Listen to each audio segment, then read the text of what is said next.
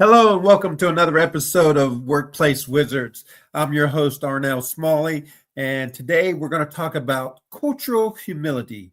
And our podcast is sponsored by Small World Solutions, and we want you to know that we want to help anyone improve their workplace environment. How can we help you improve your workplace environment? So that's the whole purpose of Workplace Wizards.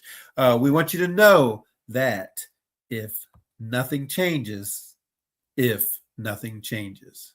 So remember that. That's our quote for the day. So let's bring in our co-host, Gavin Wong, from coming all the way from UK. Hey, how are you? I'm good, Gavin. I'm good. So we're talking about cultural humility today. Yes, we are. Talk Tell me about about that. cultural humility. And, when you talk about culture, the first word in that is culture. Mm. And humility, that's self-explanatory. But when we talk about culture, we're talking about differences. How people are just different from one another.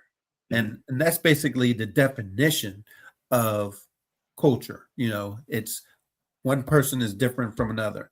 And we've found that even though we have what we call identical twins, are they really, really exactly alike? Mm. So there's no two people on this earth that are exactly alike. And we used to do that exercise when we did presentations where hold up your hand if you have a brother or sister or a friend that's like a brother or sister, and everybody raises their hand. And I said, now keep your hand up if that person is exactly like you. And 99.9% of the time, everybody lowers their hand. But then you have that 1% of the time where they say, oh, I have a twin brother or I have a twin sister, and they're just like me. We're exactly the same. And then I asked one question. So you two have never fought? Oh no, we fight every day. You just answered my question. How can you be exactly the same if you guys are fighting? So it's proven that no two people are going to agree on everything at Mm. all times. What do Mm. you say about that, Gav? No, I think that's a really important point. Well, firstly, it's lucky there's no one else quite like you because you are fairly unique, to be fair. But it is important that we understand that we're all different, and actually, we know that actually by understanding that we're all different, if you can buy into that and understand that and be curious about people and accept their differences, you will be stronger in terms of performing, but also stronger teams. And you got people like John Katzenbach, who wrote the Wisdom of Teams, and one of the quotes he says is that the strongest teams are those whose members care about each other. And you can only really care about each other if you really accept that we're all different. Okay, Oh, and I think for me that's quite a powerful concept to think about in terms of teams, because you otherwise, if you only care for people that are the same of you, you're missing out on all the other opportunities and potential that certain team members can actually bring the team. okay. Well, that's when we talk about cultural ability, that caring about other employees, caring about others inside your work environment is the avenue that leads to that Mm, cultural humility. mm. That's the avenue that leads to that cultural humility. And you quoted something by John Katzenbach. Well, Kassenbach, yeah. say that quote one more time for us, Gavin. So That he was says very that the powerful. strongest teams are those whose members care about each other. Ooh, the strongest teams are those who have those members who care about each other. Okay, I Yes. like that. I like that, Gavin. And when we talk about having cultural humility, it's just to have that cultural humility. There's a formula for how that works, and it's spending time with other people. And the more time you spend with other people, the more comfortable you become with that individual. Because Hmm. the more you learn about an individual, the more comfortable you become with that individual. And then with that comfort comes trust. Hmm. And when you start trusting another individual, because now you'll start giving this person a little bit more information about your livelihood or what goes Mm. on at your house and who you're married to or who your kids are and stuff like that. You'll start spreading a little bit more of that information because you've gotten to know this person a little bit better. You trust this person a little bit better, Mm. and now you're comfortable to spend that. And the best thing that comes from all of that is effective communication. Mm. And that is the key to having that. Absolutely. And I think there is one thing I would challenge in that statement, in the sense that it is important to spend time with people and with your team members. But for what reason? Okay. Because there are plenty of people that spend time with people and know nothing about them at all. Okay. Wow. And this is the thing about being curious. And this is where cultural humility comes into it for me, is about that's that concept of being curious about other people, whether it's about where they come from, their culture, what they're doing, all those sort of things. Because I spent many times with people who know nothing about me, ask nothing about what I do or my family or anything about me, but will talk a lot about themselves. So they have spent time with me, but they've not been curious. And they're missing a trick, because if they get to know me, and that means I can, as you just described there, if they're prepared just trying to be curious about me, I might actually start trusting them more. And we know there's plenty of research which says trust is, kind of the cornerstone of all kind of a functional team needs trust at its core. So that's really important. So why are we talking to other people? It's got to be, the purpose has got to be really important, or is important. Okay. Well, having that conversation, and I think we're going to talk about in one of our next episodes. We're going to talk about how we can getting to know you. That's a future episode that's coming up. Sure. But that right there just says it all, Gavin. It's just the fact that, yeah, you can have that conversation, but are you asking the right questions? Mm-hmm. Are you asking the right question? Are you delving into that person's being, as opposed to just the generic, how are you doing? Or where are you from? Or did you do this? Getting into, how did that affect you? How did something in your life affect you to make the decisions that you make to be where you're at right now? And those are some questions. Like I said, we're going to get into that in a future episode. But getting back to today's episode, is just cultural humility. And why do we call it humility instead of cultural competency? Well, humility for me is understand that you can never. It's hard to really fully understand someone else's culture and background, because you don't live those experiences, but you can try and understand. And that's where the humility is for me, is that to accept that you might not know everything, but you're prepared to try and learn. And that's where that's really important, because if we don't, and I like the word curiosity. And actually in law enforcement, law enforcement should be, as investigators, should always be curious.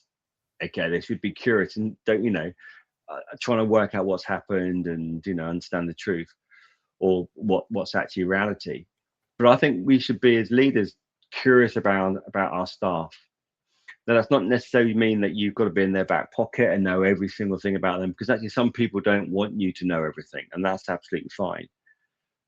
But you should start with the concept of trying to be curious a little bit about them, okay? Because you ultimately, most people, all humans actually, are pack animals. We're tribal, and we want to belong to something, and we know that actually being part of or being related to somebody or some group is actually core to how we thrive, and grow. So we only want to be part of something. So people will at some point want to feel that they've kind of are recognized and valued, and they can't do that unless you know a little bit about them. That's why that's really important, that curiosity. I love that word curiosity, because here's the thing.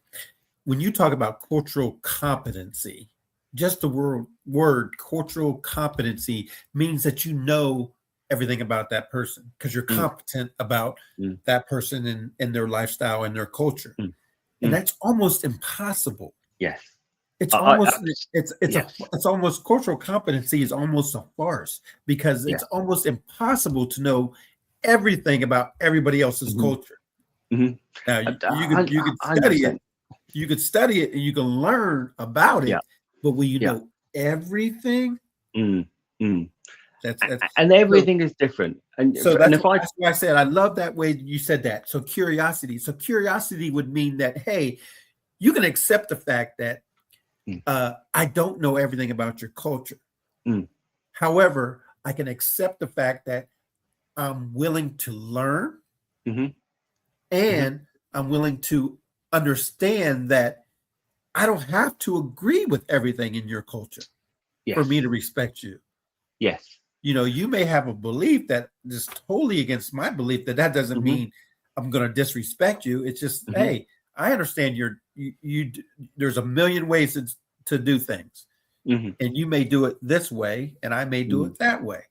But it Yeah. doesn't mean that Yes. I Yeah. disrespect you because of that, because I understand that there's just different ways of viewing the world. Yeah. And that view in the world is really crucial because it's about perspective. Because when I talk to you, one, you're American, so you're obviously a little bit weird. Okay. So I've got to get my head around some of the stuff you talk about. But But also, we're break black. off from you. Well, hold on. But you're black as well, so you have a different perspective than some other people in America. Who But you it doesn't call mean black? that. But you don't have. But if you tell me your live experiences, it would Right. be naive of me to assume that all black people in America share the same values or share the Ooh. same perspectives, because they're going to have different life experiences. Now there will be some things which are common, but if I just assume that everybody now is, and I understand all black people, well, clearly they're not going to be. It's like me. My background is Chinese. There's a lot about the Chinese culture I don't know.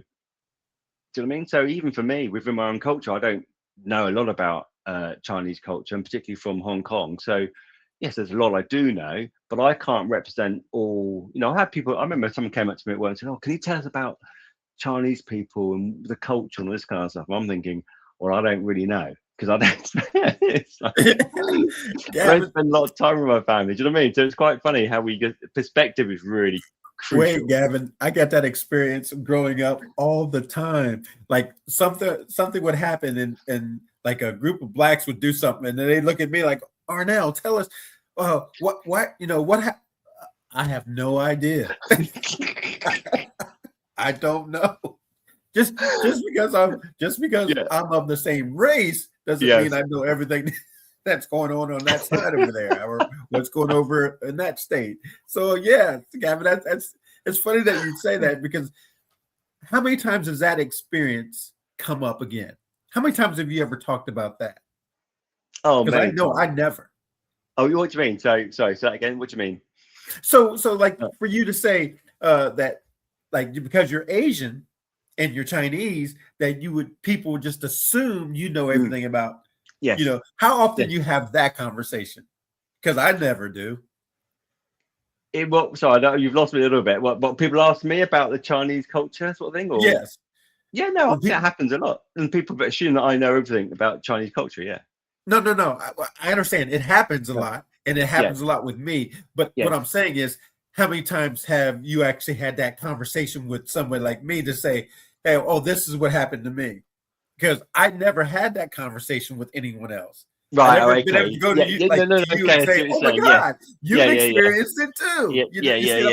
saying? Yeah. I've Yes. never Yes. had Yes. that Yes. conversation before. Yes. Yes. So Yeah. with that conversation, Gavin, you know what we're gonna do? We're gonna call this one quits. That I love that. We did a good thing here, and we're gonna go ahead and move on to the next segment. But this has been Small World Solutions podcast. It's called Workplace Wizards, and we want you to follow us on LinkedIn and Facebook under Small World Solutions, and you can direct message us there.